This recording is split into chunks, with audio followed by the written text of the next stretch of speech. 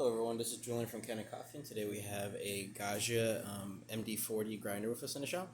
And I came in just for routine maintenance, so what we did is we removed the whole top of the grinder just because you have to access the burr chamber.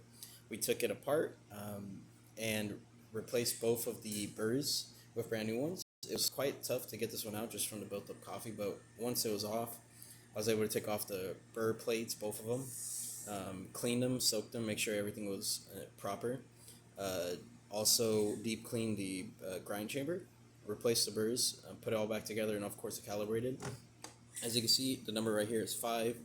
If you go to 2 or 1, that's where the burrs will actually be touching each other, so do be careful. I'm going 5 just to kind of show how fine it could get. We're going to grind a little bit of coffee right now just to kind of start process. This is a doser, so you pull on this lever to have coffee come out to the bottom, as you can see. So you just keep pulling on this lever to have coffee come through. Or you can let it run for a while and then it'll hold enough to do a dose. There you go.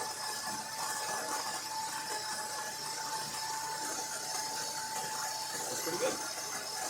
This is a really old grinder, so the motors, give out or start to, get slower and slower as it goes on. And they haven't made this grinder in quite a long time, so yeah, still working really good with the brand new burrs. We're just gonna grind all the coffee just to get it all out.